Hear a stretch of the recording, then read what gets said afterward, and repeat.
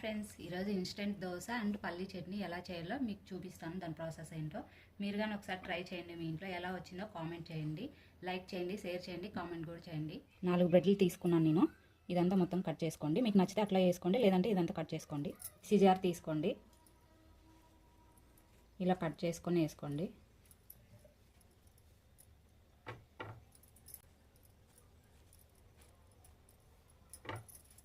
నాలుగు బ్రెడ్ పీసులు తీసుకున్నాం కదా. ఇప్పుడు 1 కప్పు బొంబాయి రవ్వ తీసుకోండి. ఇప్పుడు 1/2 కప్పు బియ్యపిండి, 1/2 కప్పు బియ్యపిండి వేసుకున్నాం కదా. ఇప్పుడు 1 కప్పు పెరుగు వేసుకోండి. పుల్లటి పెరుగు అయితే ఇంకా బాగుంటుంది. నాతో లేదు కాబట్టి ఇదే వేస్తుంది. సాల్ట్, నీళ్ళు వేసుకోండి. 1 కప్, 1.5 కప్పు వేసుకోవాలి. నీళ్ళు వేసిన తర్వాత అంతా కలుపుకోండి. ఒకసారి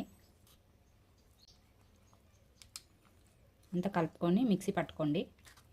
ఇప్పుడు మిక్సీ పట్టుకోండి.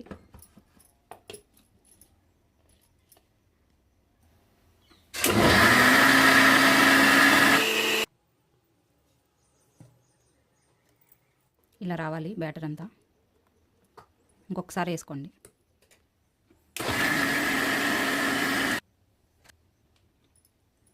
రెడీ అయిపోయింది. ఇప్పుడు గిన్నెలో వేసుకుందాం.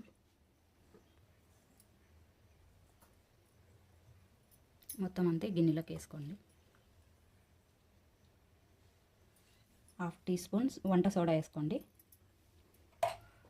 వంట సోడా వేసిన తర్వాత ఇలా అంతా కలుపుకోండి. ఒక 10 నిమిషాల పాటు మూత పెట్టి పక్కన పెట్టేసుకోండి.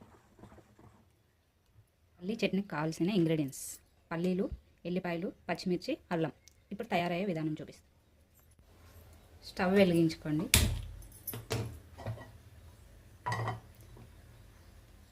ఎక్కాక ఆయిల్ వేసుకోండి. కొద్దిగా పడుతుంది ఆయిల్ వేడైన తర్వాత అల్లం వేసుకోండి. అల్లం ఎర్రగైన తర్వాత పచ్చిమిర్చి వేసుకోండి.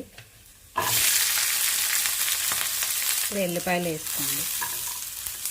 పల్లీలు వేసుకోండి. ఇలా వేగిన తర్వాత చల్లారిన తర్వాత మిక్సీ పట్టుకోండి. ఉప్పు, వంట సోడా అంతా వేసుకొని కలుపుకున్నాం కదా. మీరు ఉప్పు సరిపోయిందో లేదో చూసుకొని వేసుకోండి. దోశలు వేసుకోండి. కాటన్ క్లాత్ తీసుకొని అంతా ఇలా అనుకోండి.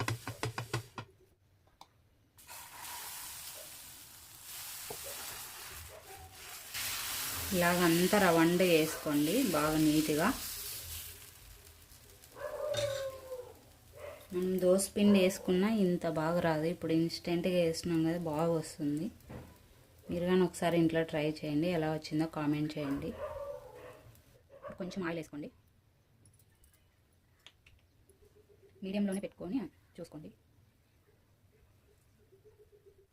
ఒకసారి అంతా ఇలా అనుకోండి. చూసారా, ఇప్పుడు బాగా వచ్చింది.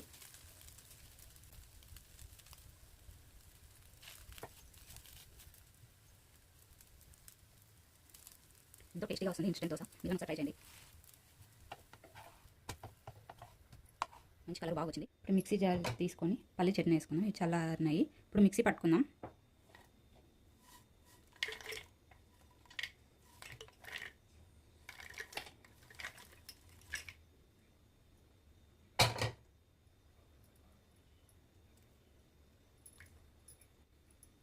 కొంచెం కొత్తిమీర మిక్సీ పట్టేద్దాం. ఇప్పుడు పల్లీ చట్నీ రెడీ అయింది. మిక్సీ పట్టుకుందాం. ఇప్పుడు తాలింపు ఏదో చూసుకుందాం. నీట్ ఎక్కిన తర్వాత ఆయిల్ వేసుకోండి. ఎల్లిపాయలు చిన్న కట్ చేసుకొని వేసుకోండి. మిక్స్ చేసుకున్నాను అప్పుడే. ఎండుమిర్చి, కరివేపాకు,